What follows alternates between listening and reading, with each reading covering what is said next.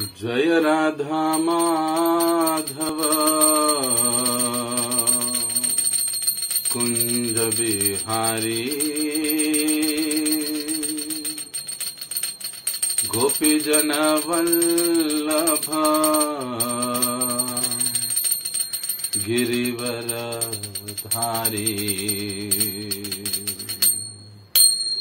जय राधा माधव कुंज बिहारी। जय राधा माधव कुंज बिहारी गोपी जन वल्लभ गिरिवर धारी। गोपी जन वल्लभ गिरिवर धारी। यशोदानंदन ब्रज जन रंजन। यशोदा नंदन ब्रज जन रंजन। यमुना तीरवनचारी। यमुना तीरवनचारी। जय राधा माधव कुंज बिहारी। जय राधा माधव कुंज बिहारी गोपी जन वल्लभ गिरिवर धारी। गोपी जन वल्लभ गिरिवर धारी। यशोदानंदन ब्रज जन रंजन। यशोदा नंदन ब्रज जन रंजन। यमुना तीरवनचारी। यमुना तीरवनचारी। यमुना तीरवनचारी। जय राधा माधव कुंज बिहारी। जय राधा माधव कुंज बिहारी गोपी जन वल्लभ गिरिवर धारी। गोपी जन वल्लभ गिरिवर धारी। यशोदानंदन ब्रज जन रंजन। यशोदा नंदन ब्रज जन रंजन। यमुना तीरवनचारी। यमुना तीरवनचारी। हरे कृष्ण कृष्ण कृष्ण हरे हरे। हरे राम राम राम हरे हरे। हरे कृष्ण कृष्ण कृष्ण हरे हरे। हरे राम राम हरे हरे। हरे कृष्ण कृष्ण कृष्ण हरे हरे। हरे राम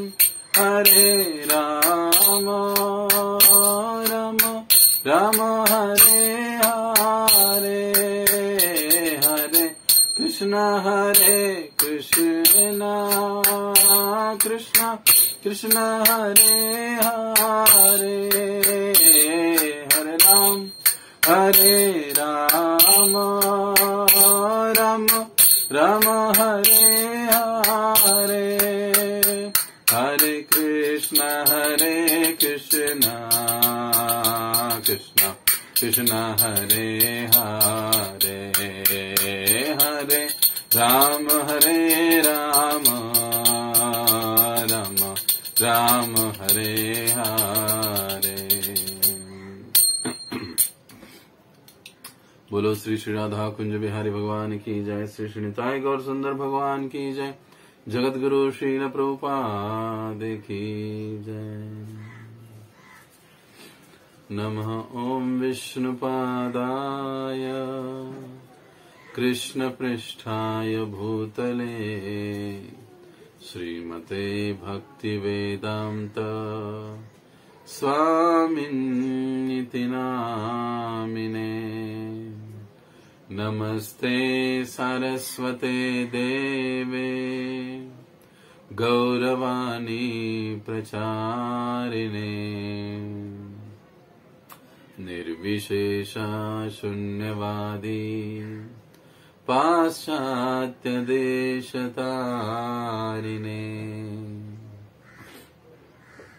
जय श्री कृष्ण चैतन्य प्रभो नित्यानंद श्री अद्वैत गदाधर श्रीवासादि श्री गौर भक्तवृंद हरे कृष्णा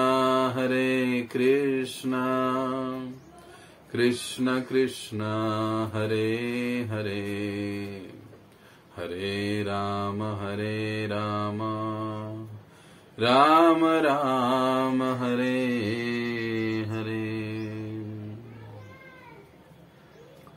मूकं करोति वाचालं पंगुं लंघयते गिरिं यत्कृपातमहं वन्दे श्रीगुरो दीनतारिणम्। हरे कृष्णा। तो आज के इस दामोदर अष्टकम की व्याख्या के इस 5वें सत्र में आप सभी भक्तों का हार्दिक स्वागत है।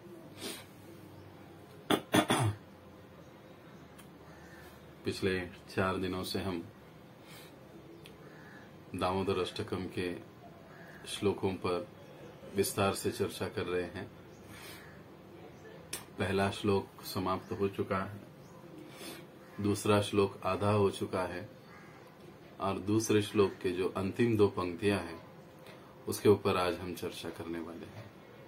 तो हमेशा की तरह हम आइए इस दूसरे कड़ी को हम गाते हैं और पश्चात हम उसको आरंभ करेंगे। रुदन्तमहुर्नेत्र युग्ममृजन्तम् कराम्भोजयुग्मेन सातङ्गनेत्रम् मुहुश्वासकं पात्रिरेखाङ्गकण्ठा स्थितग्रैव दामोदरं भक्तिबद्धम् नमामीश्वरं सच्चिदानन्दरूपम् लसत्कुण्डलं गोकुले भ्रजमानम्। रुदन्त मुहुर्नेत्र युग्मं रुजन्तम् कराम्भोज युग्मेन सातंक नेत्रम। रुदंत भगवान रो रहे हैं, मुहुर नेत्र युग्मम मृजंतम बार बार अपनी दोनों आंखों को अपने दोनों हाथों से मलते हुए वे रो रहे हैं। कराम्भोज युग्मेन सातंग नेत्रम, और उनकी आंखें बड़ी ही आतंकित है, भयभीत दिखाई दे रही है और अपने उन भयभीत आंखों से वो माता यशोदा की ओर बल्कि उनके हाथ की छड़ी की ओर देख रहे हैं। और क्योंकि अब माता ने उन्हें पकड़ लिया है, बांधने का प्रयास करने वाली है, उस छड़ी को देखकर कान्हा और भी डर गए हैं।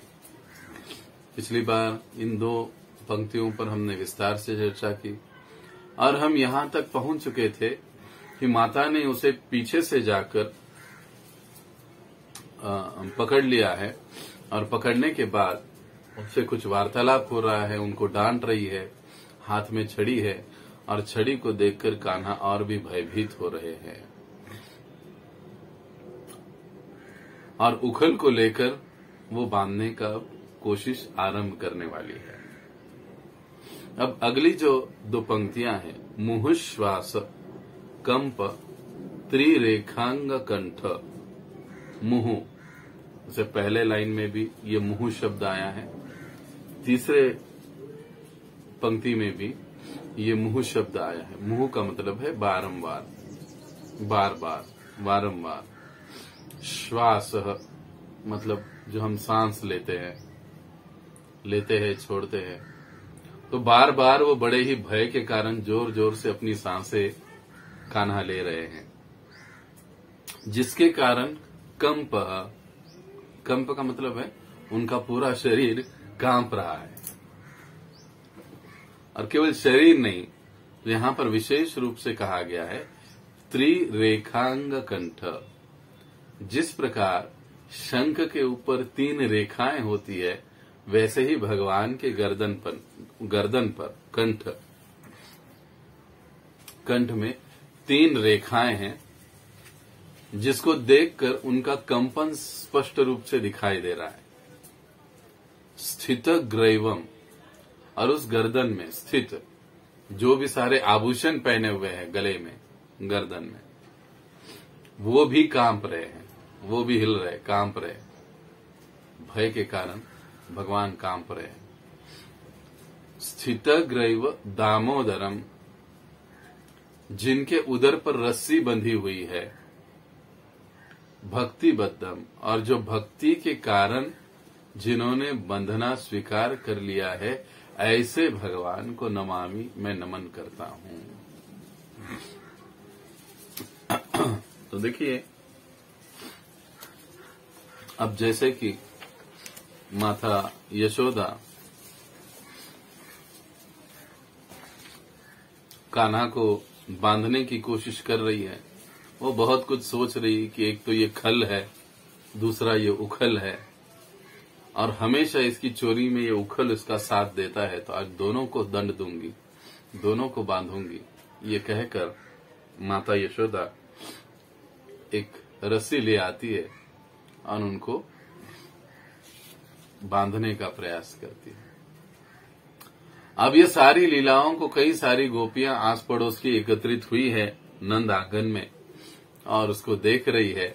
देखकर कुछ गोपियां हंस भी रही है, लेकिन माता यशोदा कह रही कि आज इसको मैं छोड़ूंगी नहीं, आज इसे तो दंड देकर रहूंगी, आज इसे बांध कर रहूंगी, क्योंकि मैं इसे बांधूंगी तभी ये मुझे शांति से कुछ काम, मेरा सेवा करने देगा। बाद में तो उसे लेना ही है, उसे दुलारना ही है, लेकिन अभी के समय में इसको बांध के ही रहूंगी। और इस प्रकार से वो एक डोरी ले आई और बांधने का कोशिश करने लगी। अब वैसे कान्हा का वर्णन हो रहा है कि कान्हा कैसे है, बल्कि अभी अभी नींद से उठे हैं, एकदम पूरा वस्त्र, किसी प्रकार का कोई वस्त्र शरीर पर नहीं है, बस कुछ गहने हैं और एक केवल कमर धुनी बंधी हुई है, अन्यथा पूरी तरह से वो निर्वस्त्र है भगवान। उस अवस्था में उनको बांध रही है माता यशोदा।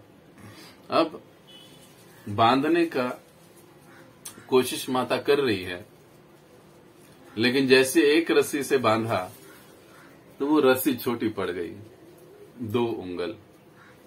दूसरी डोरी लेकर आई,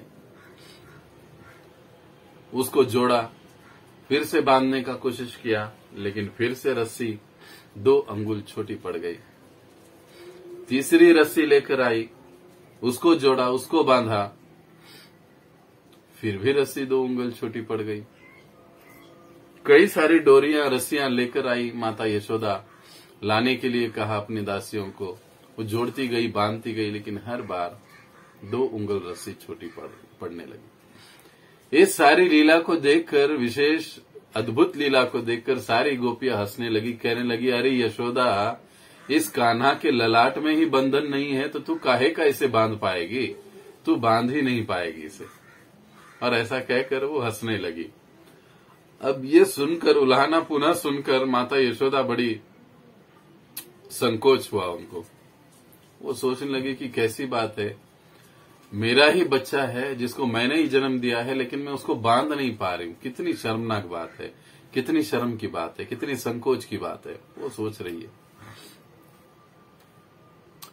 और सोच रही है और मन ही मन वो कह भी रही है कि आज फिर भी, आज मैं इसे बांध कर ही रहूंगी, आज मैं इसे छोड़ूंगी नहीं।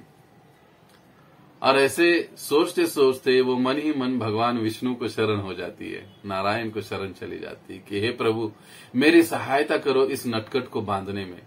अगर मैं आज इसे नहीं बांध पाई तो मेरी बड़ी हंसी मजाक हो जाएगी सारी इन गोपियों के सामने कि देखो देखो कैसी माँ है, अपने बच्चे को बांध नहीं पाई।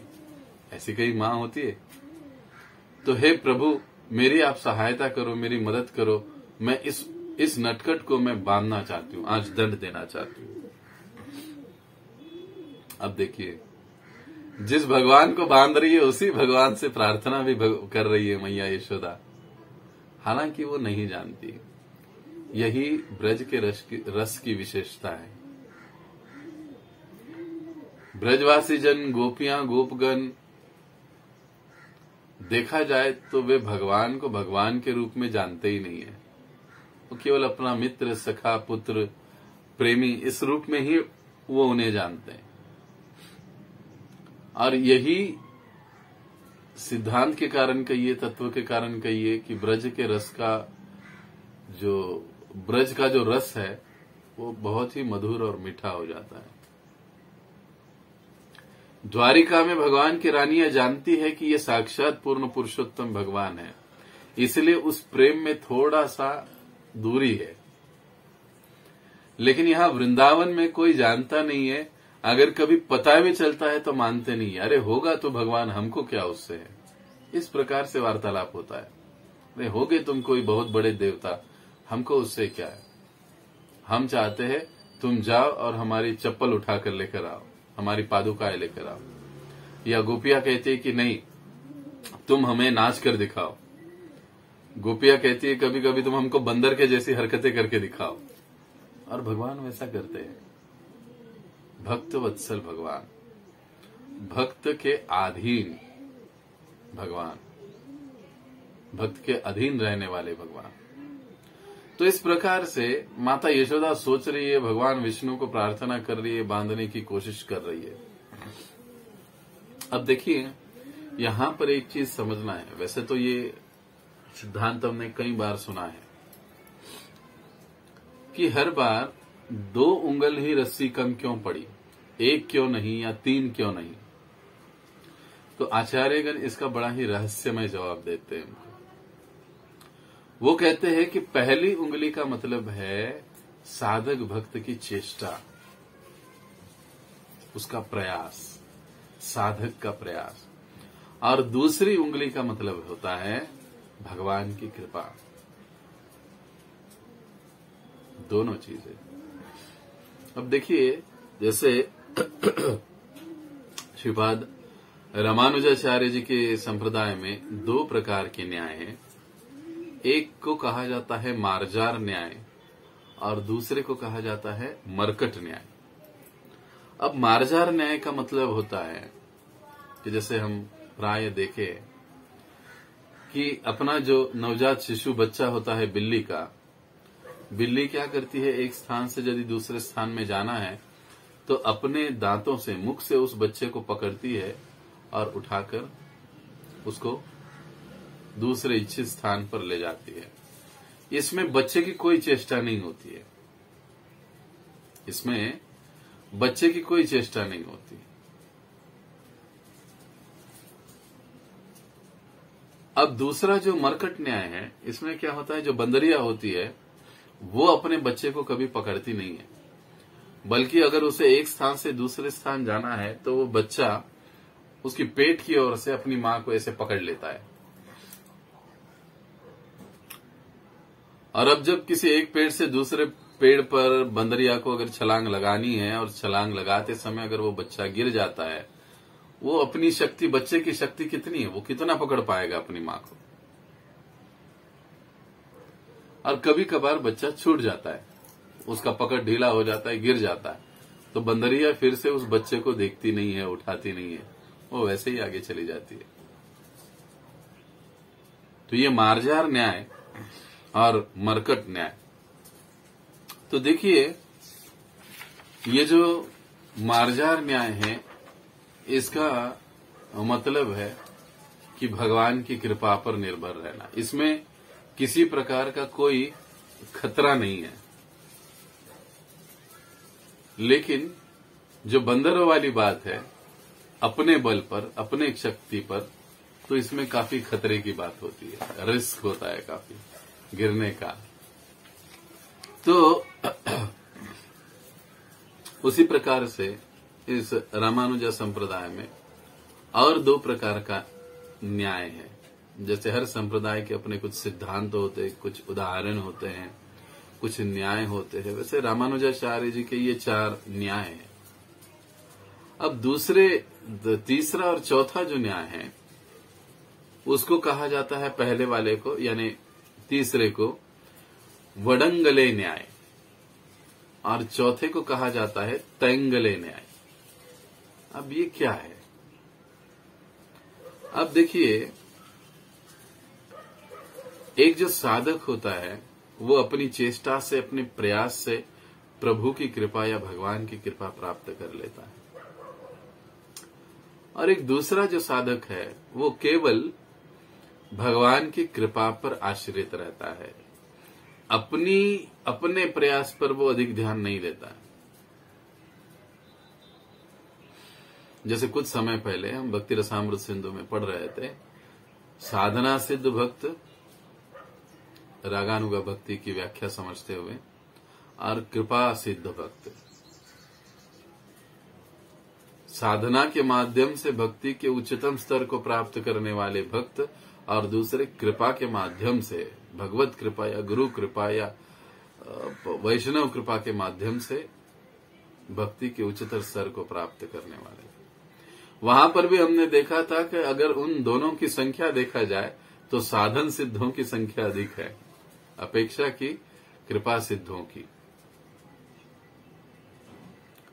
कहने का तात्पर्य यह है, ये जो दोनों चारों न्याय हैं रामानुज संप्रदाय के, इसके संबंध में हमारे ब्रह्ममध्व गौड़ीय संप्रदाय का एक अपना सिद्धांत है, जो श्री चैतन्य महाप्रभु हमको बताए कि हम किसी भी एक न्याय पर निर्भर नहीं रह सकते, हमको दोनों की आवश्यकता है। जैसे भक्ति रसामृत सिंधु में रूप गोस्वामी पाद समझाते, ठीक उसी प्रकार से ये बात है। हमें केवल साधना सिद्ध साधना के भरोसे नहीं, बल्कि कृपा की भी आवश्यकता है। दोनों चीजों की जरूरत है। ठीक उसी प्रकार से यहां पर वडंगले न्याय और तैंगले न्याय दोनों की भी आवश्यकता होती है। साधक का प्रयास और भगवान की कृपा, ये दोनों जब तक एक साथ मिलते नहीं, तब तक साधक अपने साध्य में साध्य को प्राप्त नहीं कर सकता, अपने उद्देश्य को साध्य नहीं कर सकता। हमारे आचार्यगण इसको समझाने के लिए उदाहरण देते हैं कि मान लीजिए कोई व्यक्ति किसी कुएं में गिर गया है और वो जोर जोर से चिल्ला रहा है, अरे मुझे बचाओ, कोई है, कोई मुझे यहां से बाहर निकालो। तब एक व्यक्ति आता है और ऊपर से डोरी नीचे डाल देता है, रस्सी डाल देता है, कहता है देखो देखो तुम चिंता मत करो, इस रस्सी को पकड़ो और ऊपर मैं तुम्हें खींच लूंगा, तुम रस्सी को पकड़ लो। अब देखिए,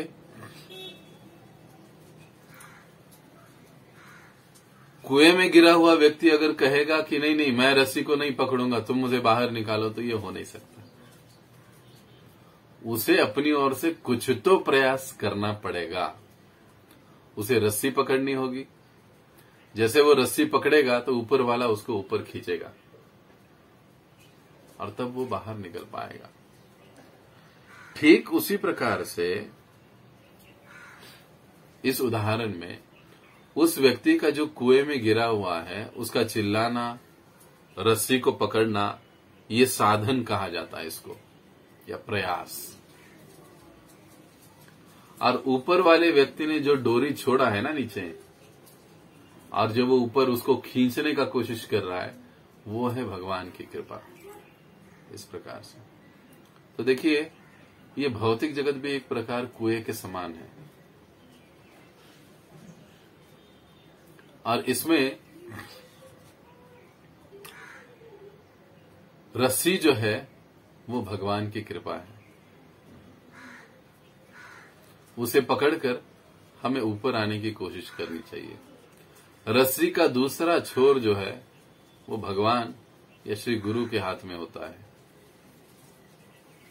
अगर वो रस्सी को हम ठीक से पकड़ते हैं, अपना साधन अच्छे से करते हैं, तो वो कृपा हमें प्राप्त हो जाती है। इसमें कोई संदेह नहीं, इसमें कोई शक नहीं है, कोई अगर मगर वाली बात इसमें नहीं है। कहने का तात्पर्य कि हमारा संप्रदाय ये कहता है कि हमारा साधन, हमारा प्रयास और प्रयास के साथ साथ तत्कृपेक्षणम भगवत कृपा की आशा करना, ये दोनों चीजें आवश्यक है। आशा करना, अगर हम प्रयास अच्छे से करेंगे तो देखकर भगवान अपनी कृपा हम पर अवश्य करेंगे। तो ये 2 उंगल रस्सी कम पड़ने वाला जो बात है, उसका ये इतना गहरा तात्पर्य हमारे आचार्यगण हमको समझाते हैं। अब लीला को आगे बढ़ाते हुए देखिए, माता यशोदा ने बांधने का उपक्रम नहीं छोड़ा। वो उनको बांधने का कोशिश करती रही। लेकिन अब बांधते बांधते बेचारी इतनी पसीने से तरबदर हो गई, लथपथ हो गई, उसके माथे से पसीना ढरकने लगा, पूरा पानी, शरीर पानी पानी हो गया, पसीने से लथपथ हो गया। बालों में जो पुष्प लगाए हुए थे वो गिरने लगे, उनके बाल केश खुल गए और पूरा चेहरा उनका लाल लाल हो गया। बहुत थक चुकी, थकान उनके मुखमंडल पर मैया यशोदा के दिखाई देने लगी। तब भगवान सोचने लगे कि अरे मेरी मैया को काफी तकलीफ हो रही है, वो बेचारी बड़ी थक गई है, अब मुझे बंद जाना चाहिए।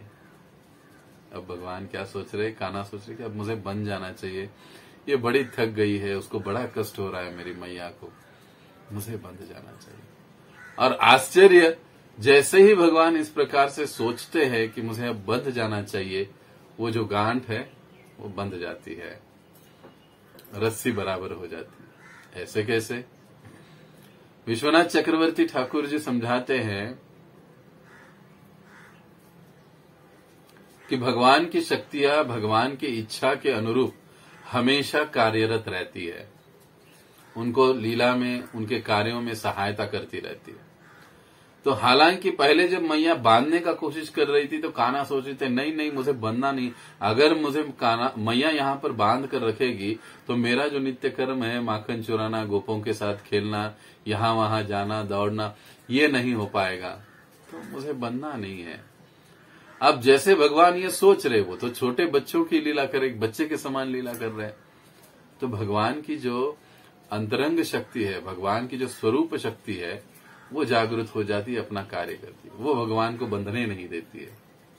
लेकिन क्योंकि अब भगवान ने इच्छा ये कर ली कि नहीं मेरी मैया को बड़ी तकलीफ हो रहा है, कष्ट हो रहा है, वो बड़ी थक चुकी है, अब मुझे बन जाना चाहिए, तुरंत शक्ति ने अपना कार्य रोक दिया। वो भगवान की इच्छा के अनुसार कार्य करती है। जिस क्षण भगवान की जो इच्छा प्रकट हो जाती है, उस क्षण वो उस प्रकार से कार्य करने लग जाती है और भगवान बंध जाते हैं। तो देखिए, इस प्रकार से माता यशोदा ने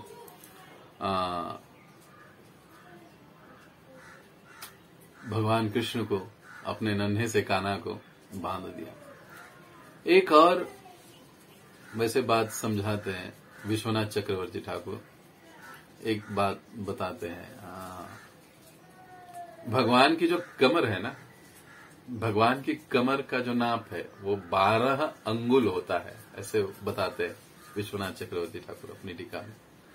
12 अंगुल भगवान की कमर का नाप होता है। अब आप सोचिए, 12 अंगुल नाप के लिए मैया यशोदा ने कितनी सारी रस्सियां मंगवाई, लेकिन फिर भी वो बांध नहीं पाई। यहाँ पर हम समझ सकते हैं कि भगवान किस प्रकार से अपने भक्तों के साथ प्रेम का आदान प्रदान करते हैं। अब ये सारी जो रहस्यमय लीला घट रही है, मैया यशोदा, कान्हा, कई सारी गोप गोपियां आंगन में खड़े रहकर इसको देख रही है, लेकिन वे समझ नहीं पाए इस लीला को। अब ऐसी व्यवस्था तो भगवान की योग माया कर देती है, व्यवस्था कर देती है, भ्रमित कर देती है कि कई बार भगवान की लीलाएं समझ में नहीं आती है। और माता यशोदा ने कान्हा को बांध दिया और बांधकर वे अपना कार्य करने के लिए निकल गई। वो सोच रही थी कि अब मैं अपना बचा हुआ कार्य पूरा करूंगी और बाद में आकर इसको छोड़ लूंगी कान्हा को, और फिर उसे अपने हाथों से बनाया हुआ माखन खिलाऊंगी, थोड़ा प्यार लाड़ दुलार करूंगी, तो बस ये शांत हो जाएगा। बेचारी अंदर तो चली गई, लेकिन उसका सारा चित्त अपने कान्हा के पास रह गया। अब कान्हा यहाँ पर रो रहे हैं। कान्हा की आवाज सुनकर माता यशोदा को जाता देखकर कई सारे गोप, उनके दाम, श्रीदाम, सुदामा, मधुमंगल आदि उनके पास आए और कान्हा को छुड़ाने का प्रयास करने लगे। लेकिन कोई भी जो गोप है, सखा है, वो कान्हा की इस गांठ को, रस्सी को छोड़ नहीं पाए। ऐसे क्यों? आचार्यगण हमें पुनः समझाते कि ये वात्सल्य रस का बंधन है, जो कि साख्य रस से भी ऊपर है। इसलिए साख्य रस वाले वात्सल्य रस का बंधन नहीं खोल सकते हैं। अब देखिए, कुछ ही समय में वहां पर माता रोहिणी अपने बलदेव जी के साथ नंद आंगन में आ गई, कहीं बाहर गई थी। बलराम जी ने देखा कि अरे कान्हा बंधा है, सारे गोप खड़े हुए हैं उसके आसपास। वो तुरंत दौड़े दौड़े वहां गए, देखा कि कान्हा बहुत रो रहे हैं, उनकी आंखों से आंसू झर रहे, पूरे उनके सीने से गंगा जमुना मानो जैसे बह रही है, और वो काला काला काजल का पानी निकल रहा है। तो उनको बड़ा क्रोध हुआ। वो पूछने लगे, बताओ किसने बांधा मेरे भाई को? सोच रहे थे कि जिसने भी बांधा होगा आज उसको दंड देकर रहूंगा। तुरंत एक मधुमंगल पास गए, कहने लगे, बलदाऊ जी, दाऊ जी, पता है मैया यशोदा ने बांधा है। जैसे ही मैया यशोदा का नाम सुन लिया, बलराम जी भी एकदम चुप हो गए, कुछ नहीं बोले, पीछे जाकर खड़े हो गए। और अब गोपियों ने प्रयास किया उनको छोड़ने का, लेकिन छुड़ा नहीं पाए। और अब कोई माता यशोदा को तो कुछ कहने का संभव ही नहीं था, कुछ कहे। सारे वहां से चले गए, लेकिन कुछ गोप बालक वहीं पर कान्हा के आसपास खेलने लगे, उनको रिझाने का प्रयास करने लगे। लेकिन अब कान्हा यहां पर खड़े खड़े, अब कान्हा का रोना भी बंद हो गया। खड़े खड़े देख रहे, दूर खड़े इस वृक्षों को देख रहे, और अपने भक्त नारद मुनि का कथन उन्हें याद आने लगा। अरे, ये दो जो वृक्ष हैं,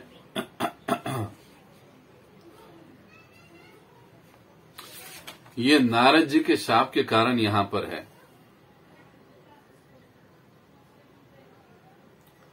और इनका मुझे उद्धार करना है। नारद जी के वाक्यों को, शब्दों को मुझे खरा कर देना है, और अब मुझे इनका उद्धार करने के लिए आगे बढ़ना चाहिए।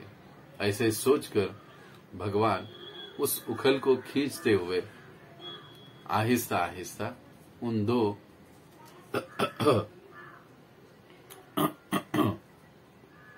वृक्षों की ओर आगे बढ़ने लगे। तो यहां पर हमारा जो द्वितीय श्लोक है, भक्ति बद्धम, भक्ति के द्वारा, केवल और केवल भक्ति के द्वारा ही भक्ति के बंधन में ही बंधे जाने वाले भगवान को मैं नमन करता हूँ। द्वितीय श्लोक का व्याख्या संपूर्ण हुआ। अगले सत्र में हम तृतीय श्लोक को आरंभ करेंगे। आप सभी भक्त इसको सुनिएगा और अपने प्रचार कार्यों में इसको जरूर उपयोग में लाइएगा, क्योंकि बड़ी ही मधुर लीला है। नए से नया व्यक्ति भी इसको बड़े ही आनंद के साथ सुनता है। कई बार लोगों को लीला ये पता होती है, बाहर भौतिकतावादी लोगों को ये लीला पता होती है। आजकल टीवी चैनल उधर उधर देखते कुछ लोग, तो पता होती है, लेकिन वास्तविकता में इसका भावार्थ, इसका गूढ़ संदेश हम जैसे मनुष्य के लिए क्या है, ये संदेश उन तक पहुंचाने का एक महत्वपूर्ण कार्य प्रचारक का है। टीवी या अन्य साधनों का कार्य केवल मनोरंजन होता है, लेकिन जो प्रचारक या जो साधु संत आचार्यगण, वर्तमान हो पूर्ववर्ती हो, जो भी कथा करते हैं, सुनाते हैं, उनका उद्देश्य मनोरंजन नहीं होता। अपितु उस जीव तक ये कृष्ण भावनामृत डोरी पहुंचाना होता है, ताकि वो उसको पकड़कर इस अंधेरे भौतिक जगत के भौतिक कुएं से, भौतिक जगत रूपी कुएं से वो बाहर आ सके। तो यहाँ पर हम रुकेंगे। बहुत बहुत धन्यवाद। हरे कृष्ण। जगत गुरु श्री प्रभुपाद की जय। अनंत कोटि वैष्णव वृंद की जय। श्री सत्यव्रत मुनि की जय। निताय गौर प्रेमानंदे। हरि हरि बोल।